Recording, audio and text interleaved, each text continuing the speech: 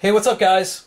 Got a new knife in today of the production variety. It's not a custom. However, I was still pretty happy to pick this up. I've had one of these models before. Sold it. Wasn't, crazy about it. Anyway, this would be a ZT. I'm sure it's in the description below.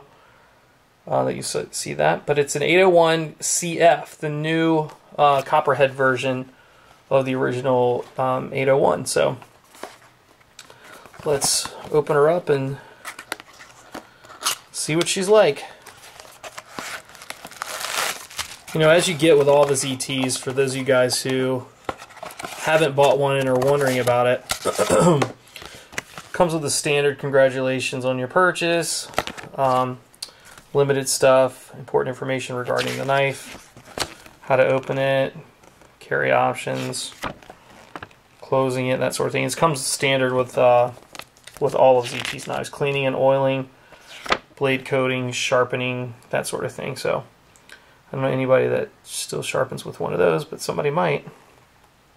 But anyway, just good information to have if you're unfamiliar with how to take care of knives. So cool little box, so let's see what we got.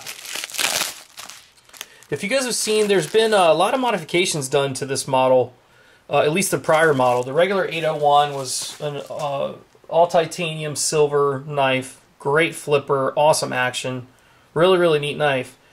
A lot of guys sent them off to different makers or different pimpers and had some work done to it. A lot of anodization jobs, changing pocket clips, that sort of thing. So I guess because of the popularity of the version, they created the carbon fiber model, which is what we're looking at here, where the CF comes from in carbon fiber. So anyway, let's take a look at it overall. It's got a nice brownish copperish type of look. Not like copper as in shiny copper, but like a really dark type of a copper. And then you've got the carbon fiber inlays in the top. And then, as I'll show you something in a minute, there's a cutout in here, and you're kind of wondering, you see the blade through there. You can see the grinds of the blade. But they did that for a purpose, as to not put their logos all over the knife. So, looking at the back side, same hardware that you saw on the first version. Same kind of ugly pocket clip.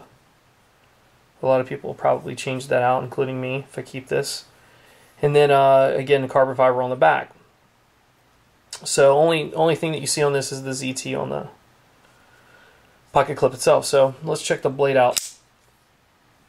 I like how they've done this. They've carried that, and I don't know how well it's coming up in here, but they carried this bronzish, burgundy, brownish color all the way out into the flats of the blade, and then the swedge and the actual grinds.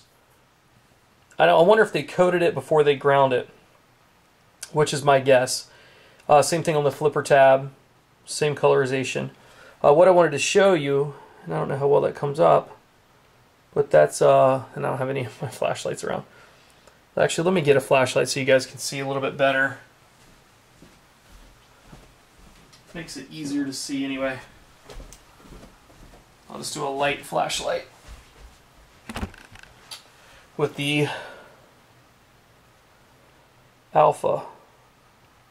So anyway, looking down in the knife, you can see where it says 0 tolerance through there. And it actually looks like it's blue. I can't really tell all the way, but it almost looks like there's blue with the burgundy.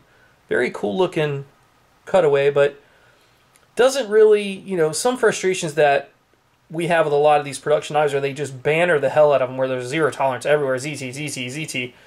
And it kind of looks neat where they've kind of hidden this to where it's a see-through type of scale. And you can see the logo through there. So thought it was a cool little touch. You guys can see most of the stuff online to look at the knife before, if you want to see it in a little more detail.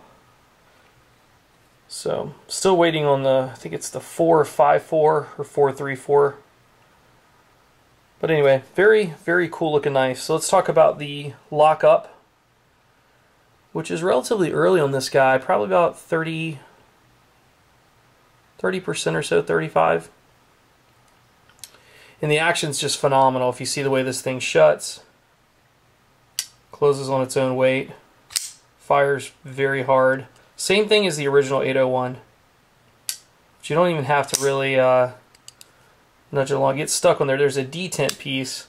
So when you first catch it, there's a, as you can see, it'll go back out, but it's stuck right there from where the detent ball is hitting the inside of the blade.